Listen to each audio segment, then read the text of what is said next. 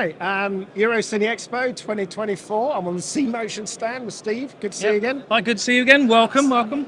So it's been we've had a funny few years. We Strikes certainly, funny is one way of one of describing these, it. Yeah, it's been a roller coaster, I think. How's it been for you? Yeah, I mean, we've carried on with development. It's been an interesting time. A lot of people with budgets have obviously been restricted. But the product side of it, it's been pretty good for us still. You know, we're still going well. We're still driving with, integrating new systems. There's a lot of new products that are coming to the market. And we're entering a new market with another product that we might have a quick look at in a while. Yeah, so something a little bit different than what you're used to from cmotion. That's never stopped you before. No, that's true.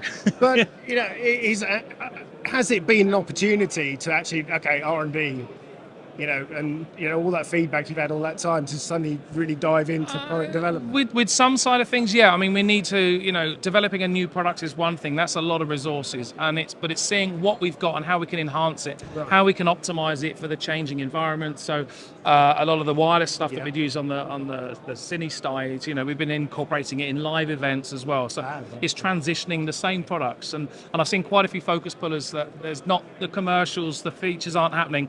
They're transitioning as well to live events and using their technology, their knowledge, and also the kit they own and transitioning it. So they're following where the work is, basically. Yeah. But, I'm optimistic. I'm hearing the UK is picking up.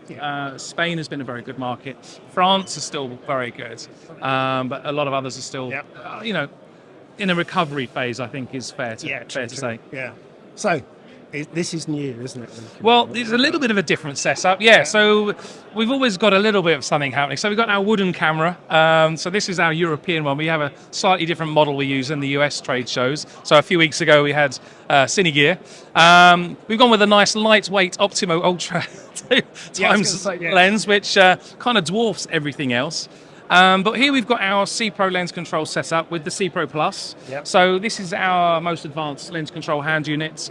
Yep. We've recently had a software update which gives us a lot more added features, including encoder mode, which allows you to deactivate the driver. So you can grab the lens by the hand and control it by maintaining an encoder position. This is ideal for virtual productions, but also in a live event, if a focus puller has to move away, they can simply press one button. If the operator feels they're going to miss a shot, they can literally just grab the lens and take control. And they don't have to yank them off. One thing that DPs is always grab the motor and pull it away. But I can simply push one button, for example. Now I can just go in and grab the hand, just do it by hand. To regain it, simply push my button again, and then I can regain focus control. So it's a very smart transition that I can do with all of the motors. So C-Force Mini, C-Force Plus, and of course the C Pro. This has been on the market a little while now, hasn't it? I remember launching it, but it's the fundamental ergonomics of it were perfect to start with. Really. Yeah, so there's 3 versions of C Pro. So we've got the original one was a 4-axis. Underneath here we have a thumb wheel, so that can be assigned to a filter, for example, or we can have a 4th-axis motor we identify as auxiliary. So that could potentially be moving a rangefinder. So if you need to pan, for example, with a rangefinder. Then we came out with C Pro 1, so that was a single-axis version, same ergonomics, same functionality. And this is the black version of the C Pro Plus. This has got additional user buttons, torque adjustment, and all the camera control that we offer. The technology for camera control of Arri, Red, and Sony is included in this one. So you've got ISO, white balance, frame rate. But part of the new software, you can actually customize them. So instead of just getting what the camera says, you can customize frame rate, ISO, white balance, and also tint. So you can really fine-tune everything. And using the thumb wheel, the intuitive thumb wheel, you can actually see the image changing on your monitor. So you can dial in and say, that looks right. That's what I need to set. So it's really becoming a more intuitive tool. Yeah. And that's what's exciting about it, isn't it? That it's constantly developing. It's not just... Absolutely. So it's using the same hardware. What we have got something different people may notice, we actually have the Arri rear on here. That's connected through the L-bus daisy chain. So Arri use their Arri white radio. They've got the orange, which is a frequency hopper, but they've also got for America and Canada the 900s. So implementing the L-bus integration, I can control the lens through my C Pro, but I can share the data with a high 5. So I can have an Arri system and a cmotion system synchronized, so not over RF. They're independent, but I'm sharing the lens data and the camera control. So whether I change settings here or a high 5, we both get the information and we can control the camera in different ways. So a nice way to share it with the DIT or the DP, depending on what lens control system and you've got. it's simplifying that workflow, isn't it? I mean, it is. It takes a lot of the hassle out of it. It's absolutely what people want. Yeah, so that's been really popular because a lot of productions, they actually specify if they're with the ARRI cameras, they want to have the ARRI lens control. And then someone may turn up with their own cmotion or the DIT. We're getting a few DITs that are going on to the C Pro because of the simple functionality of it. So being able to bring their own system and integrate it within the ARRI system as well really does open it up for us. Makes more people happy. It certainly does, and that's what we want to do. Yeah. But we've got another product that starts shipping soon. So we launched this originally at the BSC, the first version of this last year. Yeah. So it's called the Main Station. So it's a smart power division unit. It enables us to mount up to 3 batteries, and it's got a universal battery plate. So this battery plate, we've got a V-lock here, but we've got B mount, we've got gold mount. So we can simply go with a universal connector, and you can attach them onto both the sides here. So I've just got one B mount at the moment.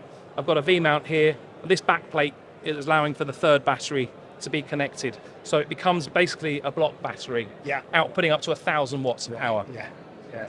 Now it's a smart power manager, so I can actually regulate the output. So if I'm using remote heads, I can avoid having drift, so I can actually set the voltage, so I can do a hot swap without any head drift. I can use booster cables, so this allows me to go from the set output. So here we've got 14 volts, we've got 28. These allow me to double them, so I can then go to 28, and then the 28 can go to 48. So this allows me for remote heads, even lighting. So just simply by inputting a key cable, so this is simply coded inside the cable, that will then increase the voltage that's coming out, giving me a lot more flexibility. In addition to that, it's also a battery charger, so it's a smart charger. So if I've got my external power coming in, it will prioritize where that power is coming from. So if I'm a DIT, for example, I can then input through here, so I can have a main input through my low point down here. Then that will allow me to output through my 2 points up at the top, so they're my 14 and 28. On top of the unit, we have our 12 volts and 24 volts, and also an L bus for future integration. And DIT is the all-important USB-C, so for their MacBooks, there's 100 watt coming out there, so it really will power everything on a DIT cart. Yeah, I remember when you launched at BSC, I was gobsmacked by how much you got into that form factor. There's a lot in there, that's for sure. Yeah. There's a lot of electronics going on. It's very smart, and again, polarity-wise as well. I'll just grab down here. So for cars, for camera arrays, for example, what we can do here, I can actually plug in, so we go back around this side, I can actually plug in and I can go into a car battery, so I've got my positives and negatives, but it doesn't matter, it can work out the polarity, so I can switch around, I can have positive, negative, like if it's ARRI or it's Panavision, which are reversed, the system will work out which polarity it is before outputting the power, so you're never going to damage anything. So that was also with custom cables, we can do split cables, so you can actually have multiple cameras powered from one input, or one output, sorry. So I can have, say, 6 Komodos powered from one unit, so I can have 3 batteries running off a car battery, so I don't need additional blocks, powering a camera array of, say, 6 Komodos. That's phenomenal. I mean, people like this, don't they? Yeah, I mean, it's embracing the new technology. It's a product that's been designed to help with issues on set. You know, power is always an issue on set. The unit itself doesn't have any internal power, so if you have one of these, you can travel around the world with it in your backpack. Wherever you turn up and say, okay, I've got B mount, I've got gold mount, you simply have a different plate, change the plate, it will adapt to any of those batteries. So it really is a universal product that can be used anywhere in the world. And about as compact as you can get, you know. You can't get smaller than the design, Adrian, when he was doing the design, he wanted it to be the thickness of a good book, should we say, not a comic book, but a good book. Serious book. Yeah, and it's easy to use, like all of your kit. That's, you know, that's... we want everything to be, you know, intuitive. You know, we want people to be able to just, it's safety-wise, it's kind of idiot-proof. So if I did use the booster cables, once you remove them, it will revert back to the safe power output. So you're not going to over voltage the next product that you plug in. As a working setup, we actually have one over here powering the Trinity 2. So again, just off of one battery at the moment, we're supplying the power to control, is doing the camera, the lens control, and the head. So this is just coming from one battery at the moment. Of course, if we needed to hot swap, we're able to do that quite easily. It's fantastic. And Cine Gear, we actually were powering the Arri SRH 360 Evo and the Trinity from one unit. Right. So it really does give you flexibility and a lot of power. Brilliant. You have been busy. Well, I mean, I'd like to take the credit for it. It's not all my work. I mean, we've got it. I'll take it. No, the team in Vienna have been doing really well. It's we need to adapt, and there's lots of new avenues and possibilities. We know that the industry's been feeling it, but we need to help solve some of those solutions. And this is one product that certainly helps. In a different avenue to what we're used to with wireless lens control, but it allows us to, we're still implemented here as well. And of course, as a token object, we've got Cine Fade on here as well. So Cine Fade is one key product that's done superbly. That's now implemented. You can use it with the Arri High 5, so there's a license for it. So it opens it up to a lot more production. Cine. Nearly 10 years? No, well, we did it with the C. So the original was 2018. When we integrated it with the C Pro, so that's when we changed it from C Evolution. So and it was exclusively C Pro, but in the last year it's now been adapted over to the High 5, so you can get the High 5 license, and it gives them the variable ND, the rotopolar, and of course the Cine Fade effect. So that's taken off really well. Excellent. Well, thanks for spending the time, Steve. No, thank you for visiting. I hope you've seen a lot of interesting things at the show. There's a lot of competition. But there's a lot of collaboration as well. I think collaboration is the key. So, with us, we work closely with Arri, and that's a good thing. All of the C-Force motors are co-branded, so, there's a joint venture there that benefits. And again, working with all of the Arri devices being L-bus integrated, it really does help both companies. So it's a good relationship to have, and long may it continue. Exactly, We'll see you next show. What show are you at next, actually? Well, the next big show will probably be BIR TV in China, but I think Europe-wise, IBC. Maybe Kit Fest as well for CVP. We've got Kit Fest coming up. True. So there's always something happening. You're busy, man.